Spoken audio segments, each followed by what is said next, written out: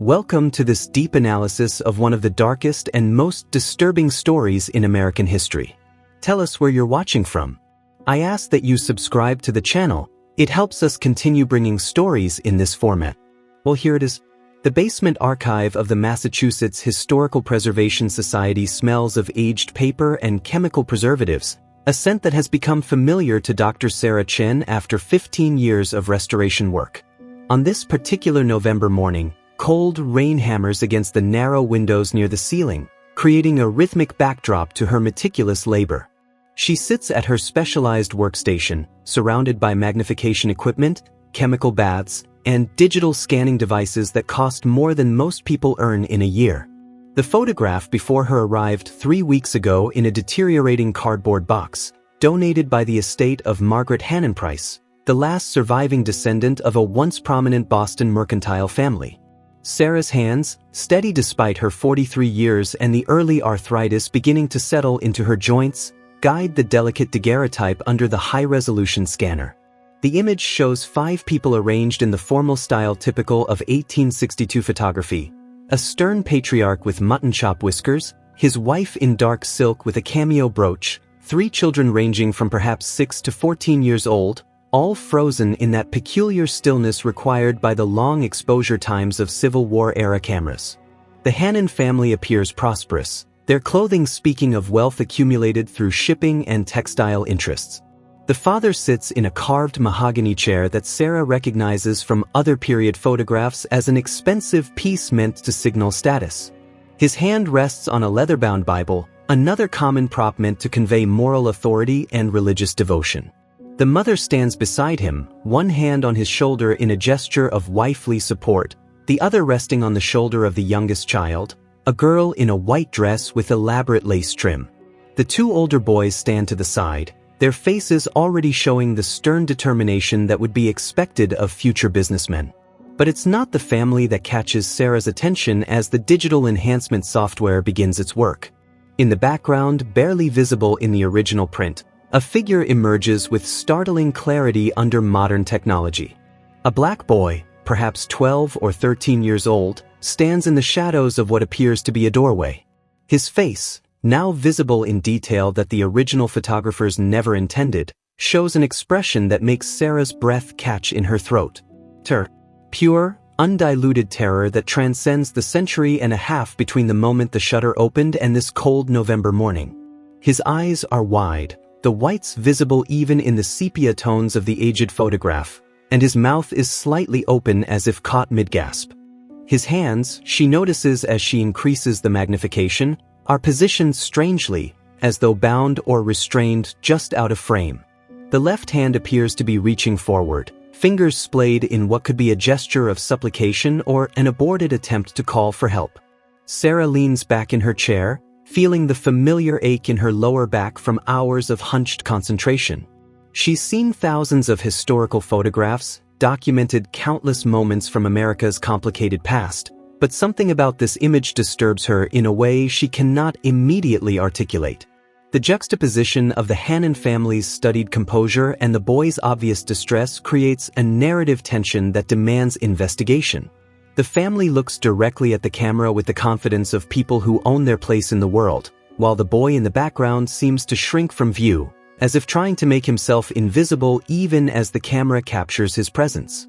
She saves the enhanced image to her secure server and begins the painstaking process of documenting every detail.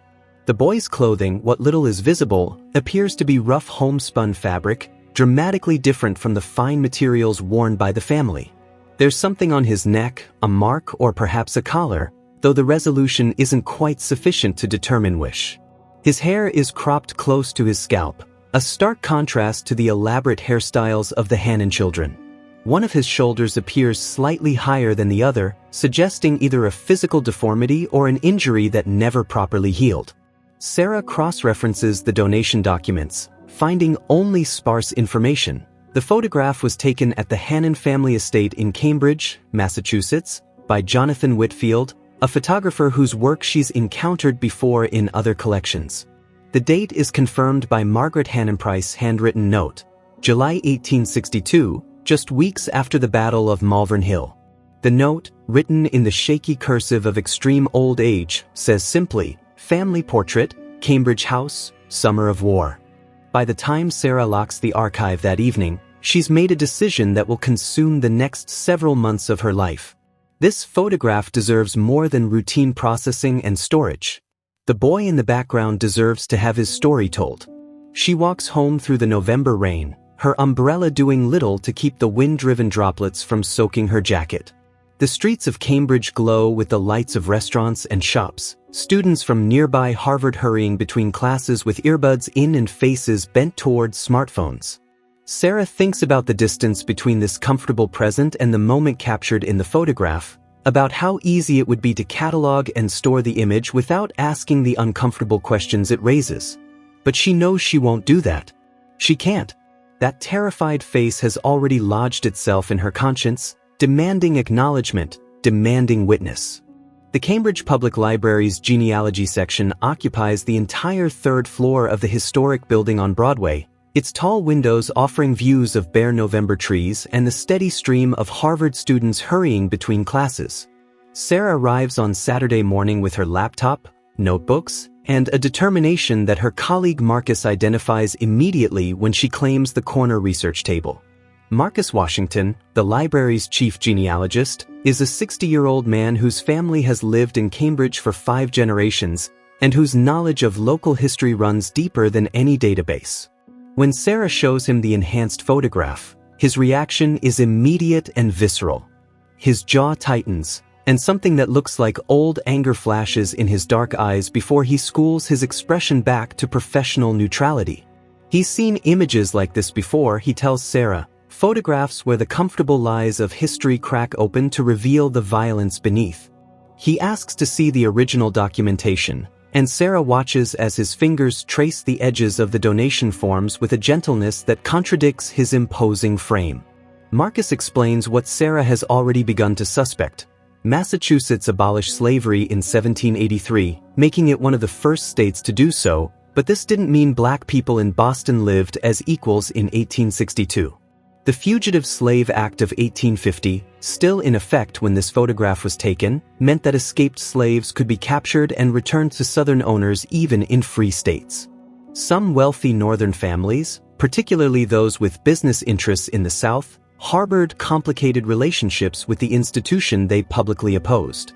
The hypocrisy was rarely discussed openly, buried beneath layers of social respectability and careful legal maneuvering. Boston liked to think of itself as the cradle of abolitionism, Marcus explains, but the city's textile mills processed Southern cotton, its banks financed plantation operations, and its merchants grew wealthy on trade that depended fundamentally on enslaved labor. The Hannon family, Marcus reveals after 2 hours of digging through property records and shipping manifests, owned textile mills that processed cotton from Southern plantations. Their wealth was built on threads that slaves had picked under the brutal Mississippi sun. Sarah and Marcus spend the following 3 weeks constructing a detailed picture of the Hannon family in 1862. Cornelius Hannon, the patriarch in the photograph, was 47 years old, a self-made millionaire who had arrived in Boston from Ireland at age 16 with nothing but ambition and a willingness to work harder than his competitors.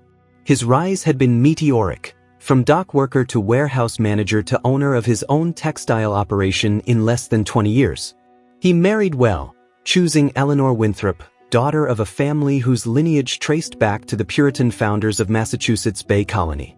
Their 3 children, Cornelius Jr., Elizabeth, and William, attended the finest schools and wanted for nothing. The family employed a staff of 12 at their Cambridge estate, a sprawling property that overlooked the Charles River. The house itself was a showpiece of Victorian architecture, with multiple wings, formal gardens, and a carriage house that held 4 vehicles. Society pages from the period mention dinners and receptions hosted by the Hannons, gatherings where Boston's elite discussed politics and culture while servants moved silently through candlelit rooms. But it's the business records that begin to reveal a darker picture.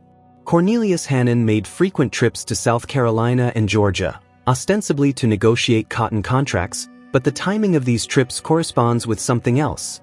the months following major Union victories when Confederate territories were in chaos and the enforcement of slave laws became inconsistent.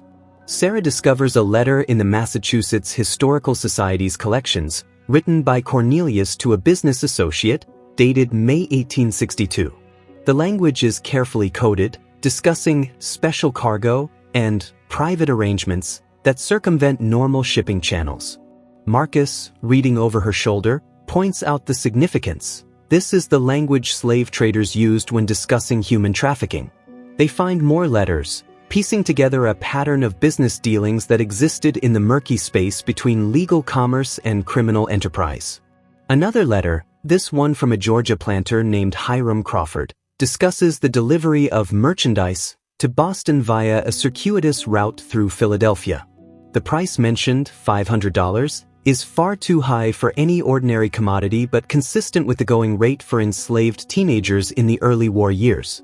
The photographer, Jonathan Whitfield, proves easier to research. He was a prominent Boston portrait artist who documented many wealthy families during the Civil War era. His studio records, preserved in the Boston Athenaeum, show an appointment with the Hannon family for July 15, 1862, with a note indicating the session was conducted at the family's request at their private residence rather than at Whitfield's studio.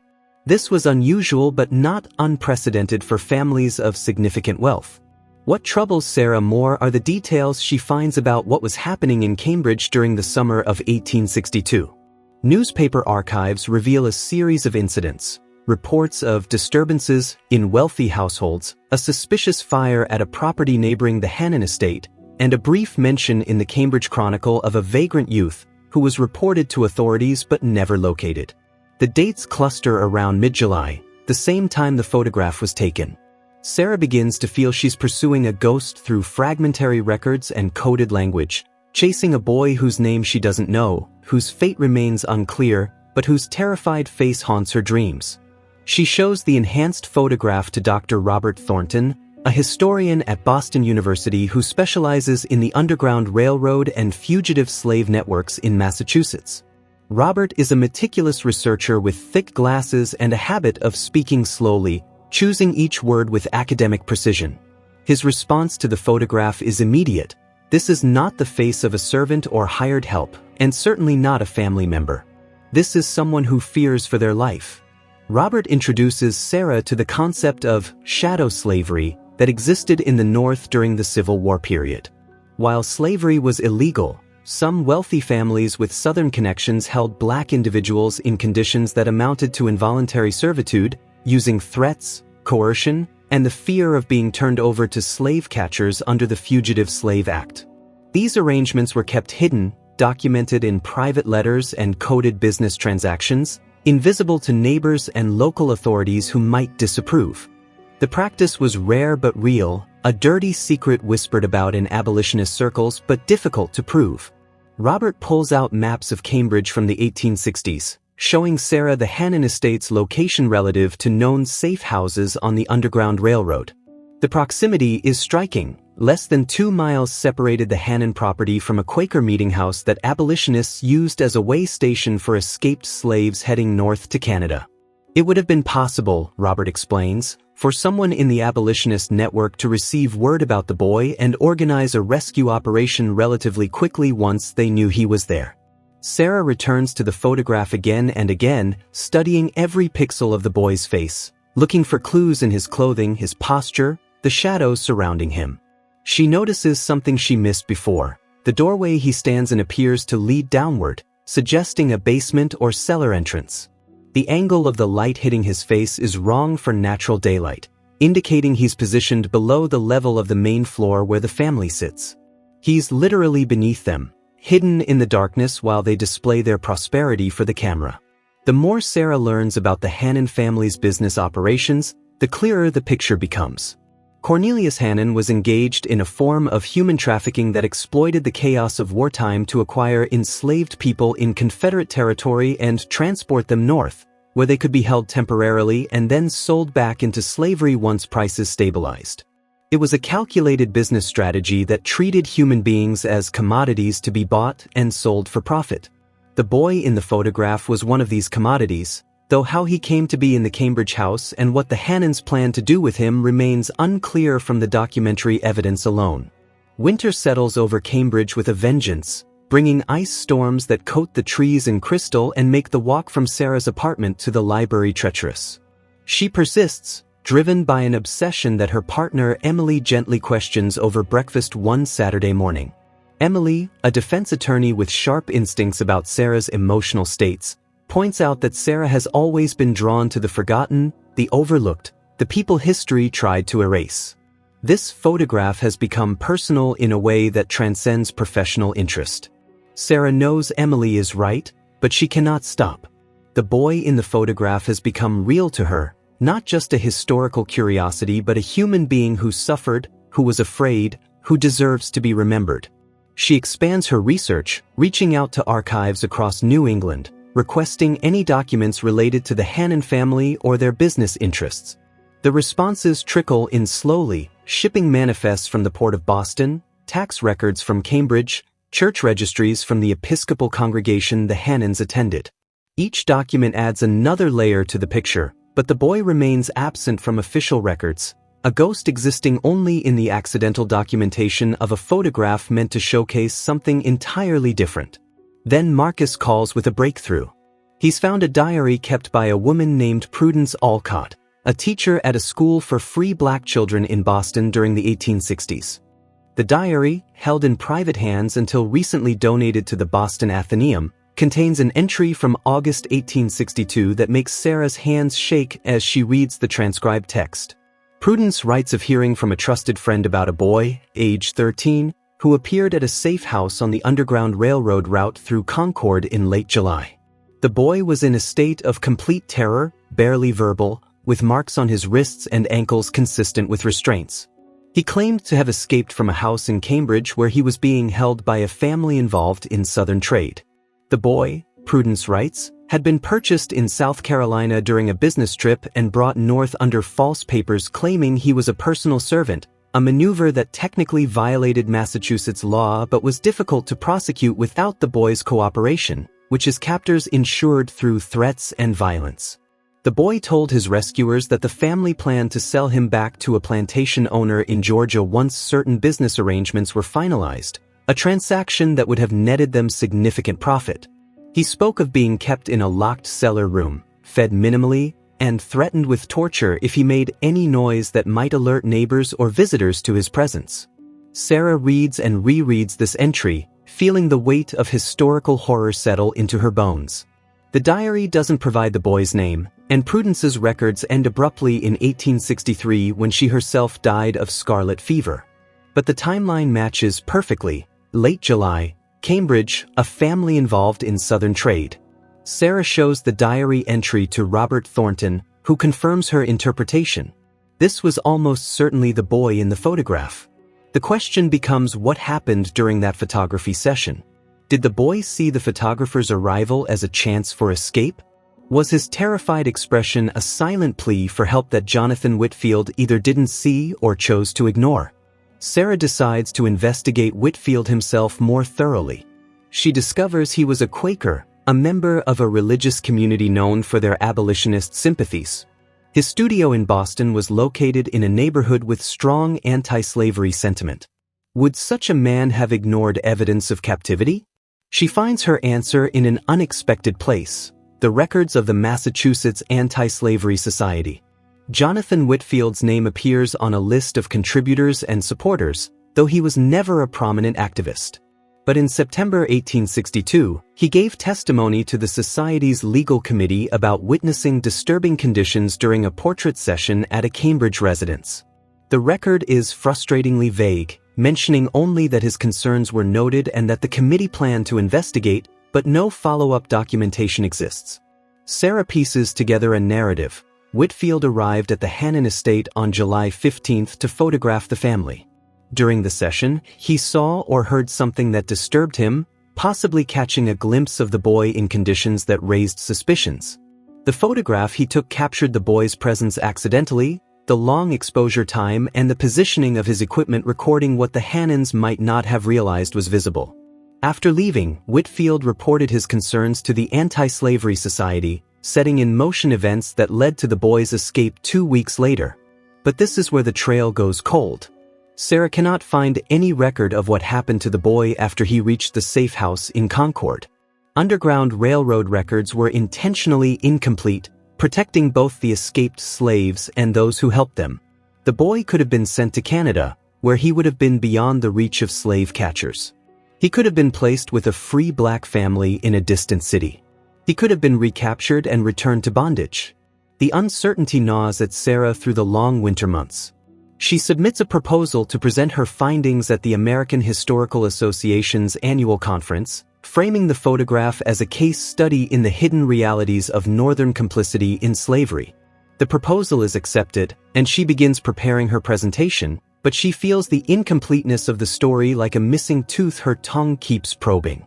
In late February, Sarah receives an email from a genealogist in Toronto who has been following her research through academic circles. The genealogist, whose name is Patricia Morrison, specializes in tracing the descendants of people who escaped slavery via the Underground Railroad to Canada. Patricia has been researching a family named Freeman who settled in Ontario in 1863. The patriarch of the Freeman family was a man named Thomas Freeman, but family oral history suggested this was not his birth name, that he had taken it after escaping bondage in the American South. Thomas Freeman had a son, born around 1849, who would have been 13 in 1862.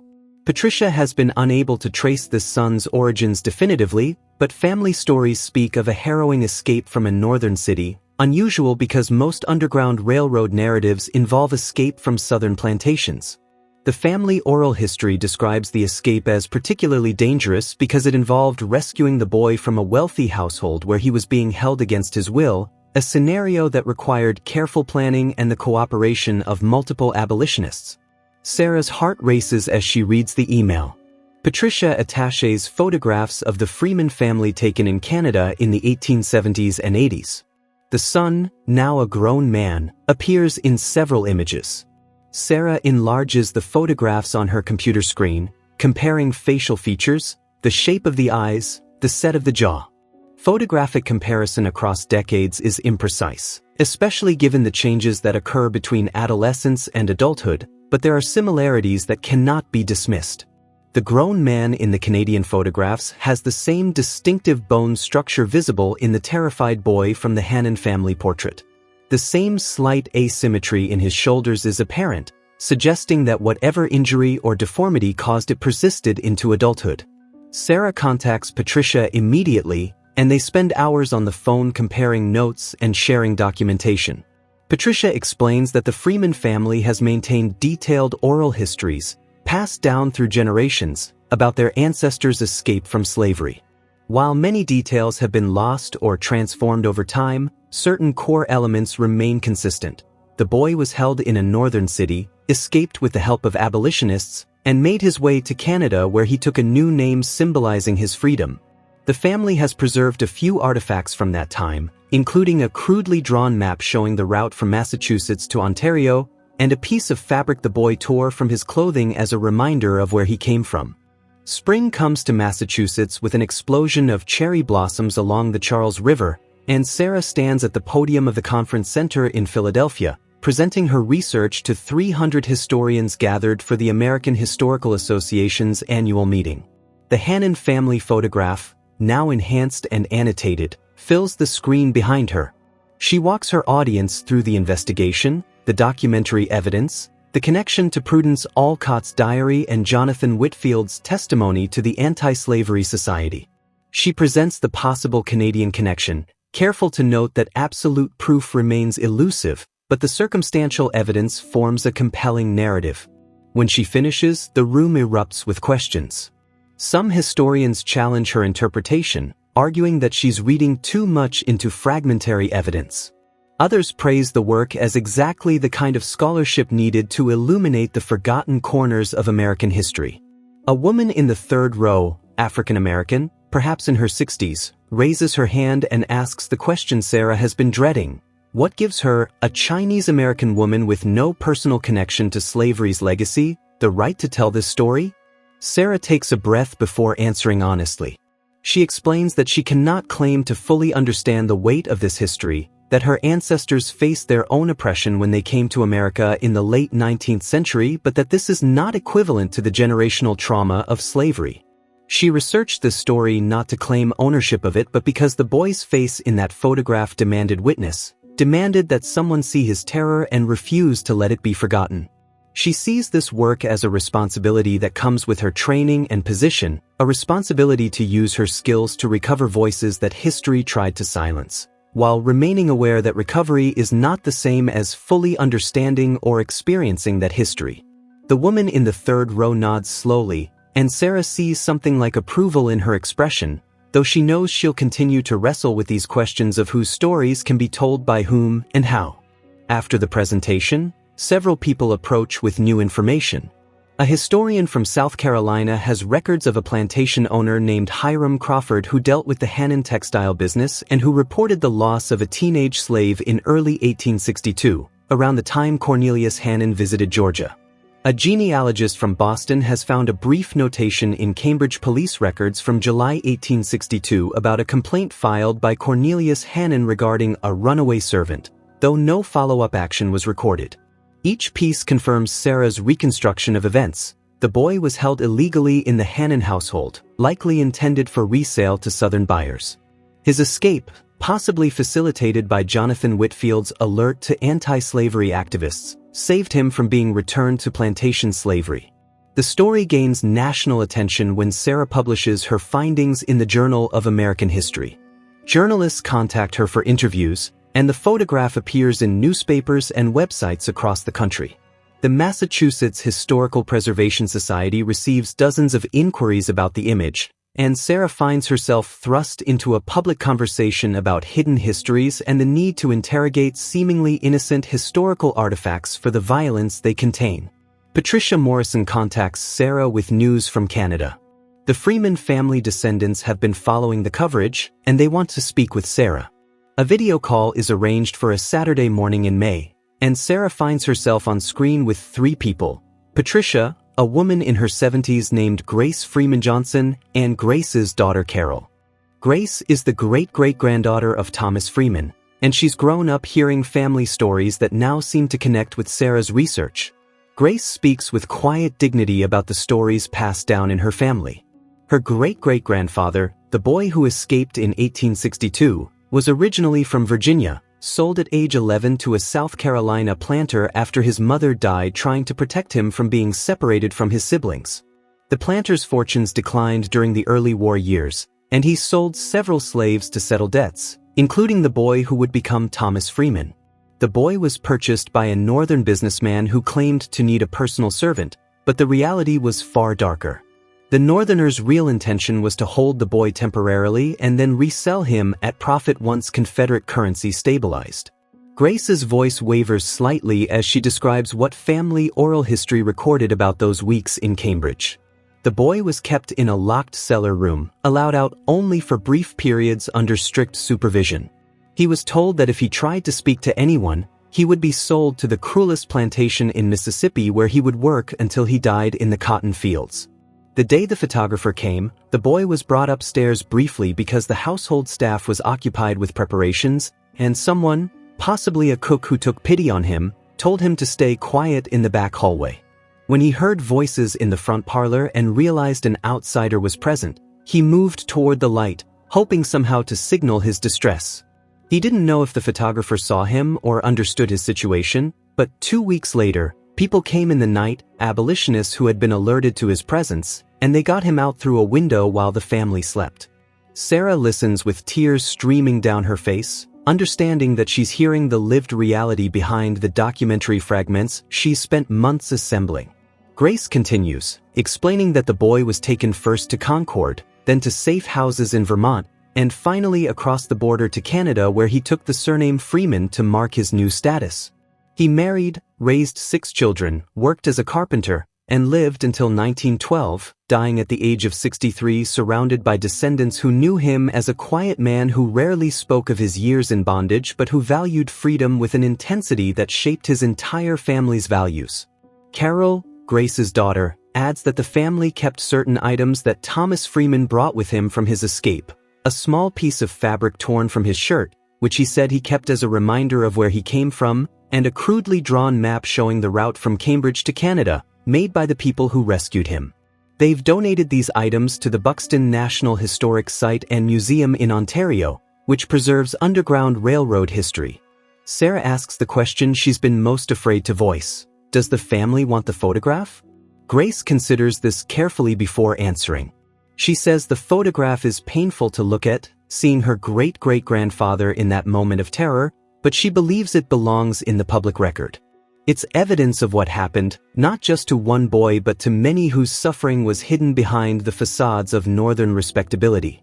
She asks only that if the photograph is displayed, it should be presented with his story, with his name, Thomas Freeman, and with the context of how he survived and built a life of dignity despite everything he endured.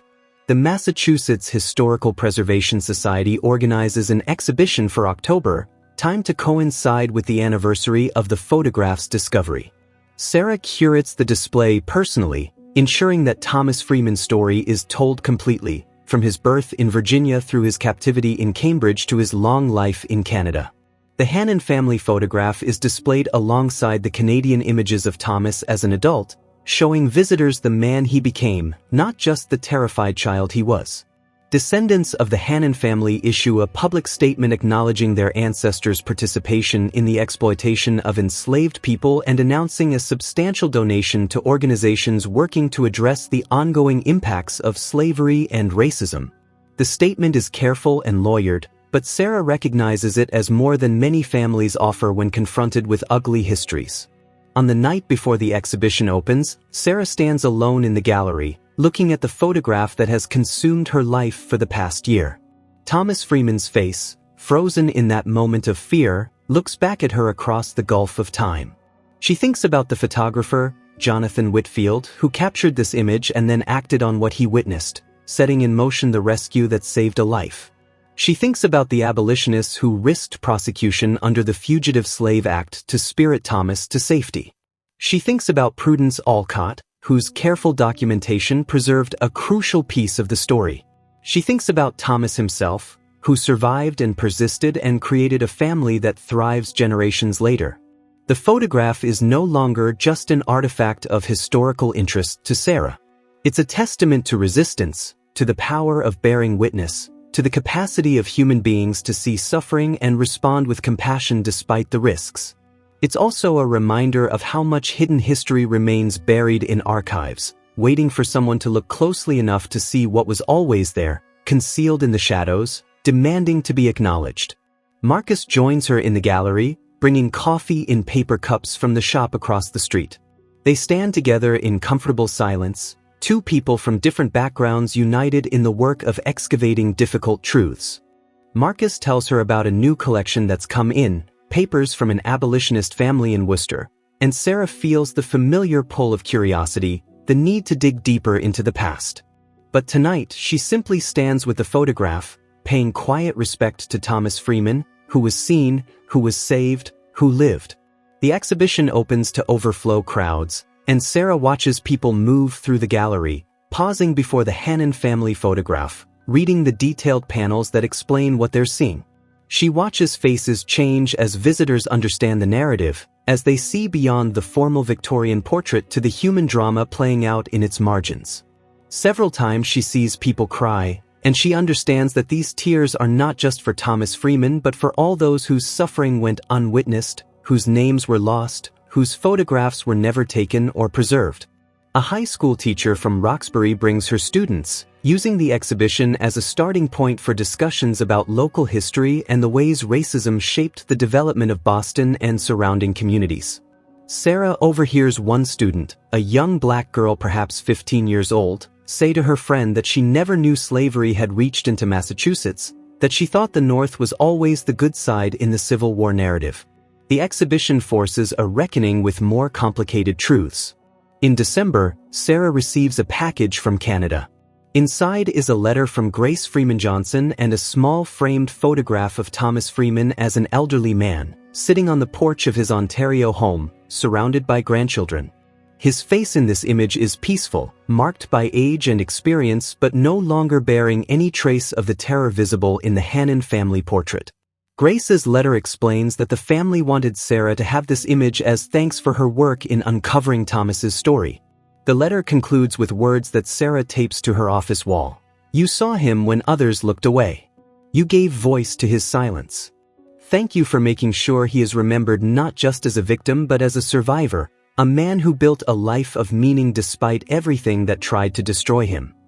Sarah places the photograph of elderly Thomas on her desk, where she can see it while she works.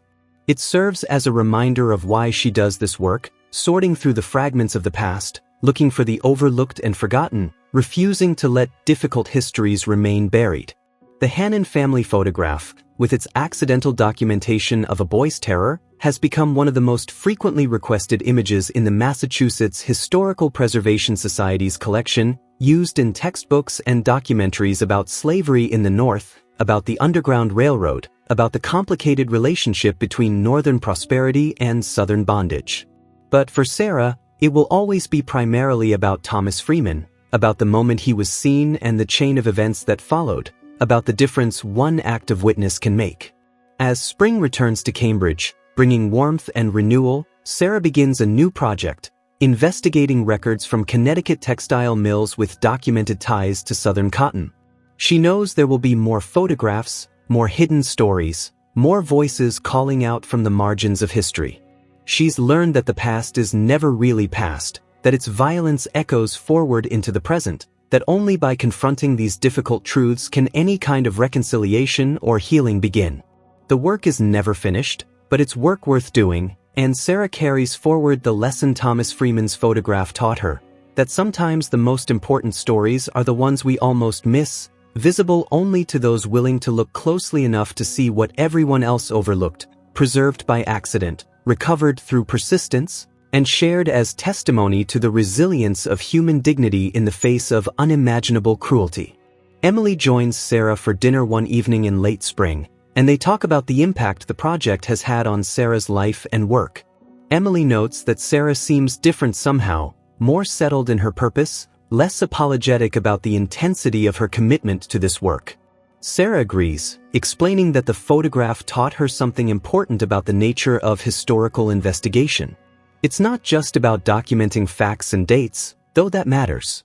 It's about recognizing the humanity in every fragment of the past, about refusing to let suffering be forgotten or minimized, about creating space for voices that were silenced to finally be heard. The Hannon family photograph hangs now in a permanent exhibition at the Massachusetts Historical Preservation Society, accompanied by extensive contextual materials that explain what visitors are seeing and why it matters. Thomas Freeman's face, caught in that moment of terror, looks out at thousands of visitors each year, and while his fear is still visible, it's no longer the only thing people see. They see also his survival, his resistance, his refusal to be erased. They see the network of people who worked to save him, the photographer who bore witness, the abolitionist who risked everything, the teacher who documented his story. They see a system of oppression that reached far beyond the plantations of the South, infiltrating even the supposedly free states of the North, and they see also the ongoing work of confronting that history and its lasting impacts. Sarah continues her work in the archives, finding new stories, uncovering new evidence of both historical violence and historical resistance. Each photograph she processes, each document she catalogs, carries the potential for revelation, for the recovery of lost narratives that challenge simplified versions of the past. She's become something of an expert on the hidden realities of slavery in the North, speaking at conferences and publishing articles that force historians to grapple with uncomfortable truths about regional complicity in a system that most northern states claimed to oppose. The impact of her work extends beyond academic circles. Descendants of enslaved people contact her with family stories and artifacts, hoping she can help them piece together genealogies that slavery deliberately destroyed. Educators use her research to develop curriculum that presents a more complete picture of American history. The Hannon family photograph becomes a touchstone in national conversations about how we remember difficult histories. Sarah receives invitations to speak at universities across the country, traveling to campuses where the legacy of slavery remains visible. At each venue, she presents the photograph and tells Thomas Freeman's story, watching audiences grapple with the implications. People want to know how common such practices were, whether other Northern families engaged in similar trafficking, what happened to the Hannon family after Thomas escaped. Sarah answers honestly, acknowledging the limits of what the historical record can tell us while emphasizing what is clear. Northern prosperity was built in part on Southern slavery, and the moral superiority that Northern states claimed was often more complicated than later generations wanted to believe. In the autumn following the exhibition's opening, Sarah is contacted by a documentary filmmaker interested in creating a film about the photograph. The filmmaker envisions a project combining Sarah's research with the Freeman family's oral histories. Sarah agrees to participate, insisting that Grace Freeman Johnson and her family must be central to the project. The filming takes 6 months, with crews traveling to Massachusetts, Ontario, South Carolina, and Georgia. The documentary premieres at film festivals and generates significant media attention, bringing Thomas Freeman's story to millions. The film ends with footage of the exhibition and Grace's voice reading from her letter. "Thank you for making sure he is remembered not just as a victim but as a survivor, a man who built a life of meaning despite everything that tried to destroy him." Years pass, and Sarah continues her work in the archives, finding new stories, training new researchers, contributing to a transformation in how Americans understand their history. The Hannon family photograph remains her most well-known discovery, but it's far from her only contribution. She uncovers evidence of other instances of shadow slavery in Northern states, documents the networks of resistance that worked to free illegally held individuals, traces connections between Northern business interests and Southern plantations. Each discovery adds another piece to a complex historical puzzle. The photograph that started it all hangs in her office now, a small print of the enhanced image showing Thomas Freeman's terrified face looking out from the shadows behind the prosperous Hannon family. Sarah glances at it often while she works, a reminder of what can be found when someone looks closely enough, when someone refuses to accept the surface narrative of a historical artifact. She thinks about all the other photographs in all the other archives, wondering what stories they might contain if someone took the time to truly see them, to ask difficult questions, to follow the threads of evidence wherever they might lead. The work of historical recovery is never finished, Sarah has learned, because there are always more stories waiting to be told, more voices calling out from the margins of preserved documents, more faces in the background of formal portraits whose expressions tell truths the photographers never intended to capture. Thomas Freeman's story has been recovered and shared, but countless others remain lost, their names unknown, their fates undocumented, their suffering unacknowledged. Sarah carries this knowledge with her as she continues her work, understanding that each story she uncovers is both an ending and a beginning, a recovery of what was lost and a reminder of how much more remains hidden, waiting for someone to see. To uncover more stories that reveal the hidden secrets and forgotten mysteries of the past, leave a like if this deep investigation kept you hooked until the end. I invite you to subscribe to the channel. Did you know that 80% of people who watch aren't subscribed and end up missing incredible stories? It costs nothing. Oh, and tell us in the comments where you're watching from and share other dark tales that, in your opinion, deserve to be explored here on the channel. See you soon.